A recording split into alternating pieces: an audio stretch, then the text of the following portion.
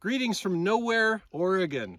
I stumbled onto this interesting historical footnote regarding the Lewis and Clark expedition, and I thought I'd share that with you. Our dog just honked our horn. As you...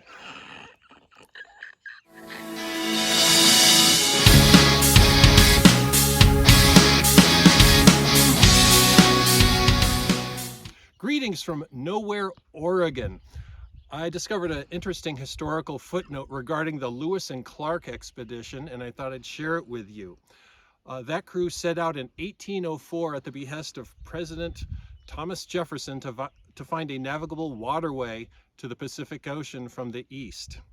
We're here at the grave of Jean-Baptiste Charbonneau, who was the youngest member of the Corps of Discovery. His gravesite is located about 3 miles on a dirt road off the main road between Reno and Boise, Idaho.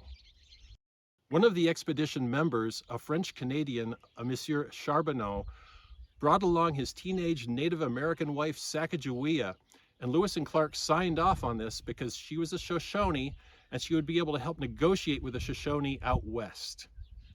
In North Dakota in 1805, during the journey, Sacagawea gave birth to her son, Jean-Baptiste Charbonneau. If you've ever dealt with baby business, you know that they have special needs, requirements, and they tend to make certain sounds. This infant was carried 2,000 miles all the way out to the Pacific coast and back. He was carried, sometimes rode on mother's back, and sometimes rode in canoes.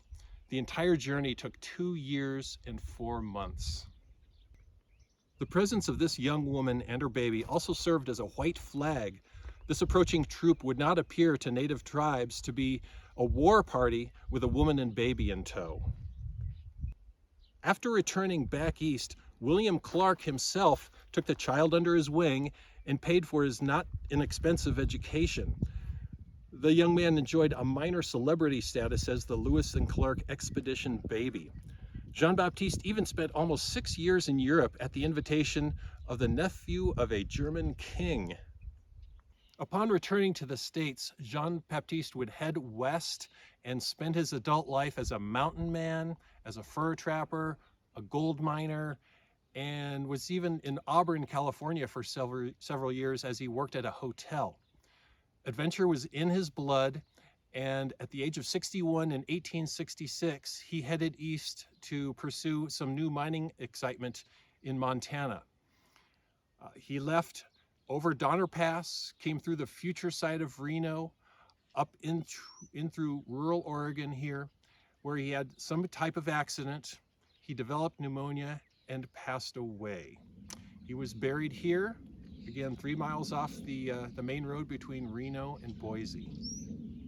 Jean-Baptiste and his mother Sacagawea made it onto U.S. currency, the Sacagawea dollar coin. This grave is listed on the National Register of Historic Places. Well, I hope you've enjoyed this little trip down history lane. We're wrapping up this episode today with a Firestone Walker 805 here at Mike's Mine Shaft, a delightfully divey watering hole in Winnemucca, Nevada. If you're enjoying this kind of content, please consider subscribing and hit that little button down below, and we'll make you more interesting episodes in the not too distant future. So as Harold Smith Sr. of Harold's Club always said, I'm with you. Cheers.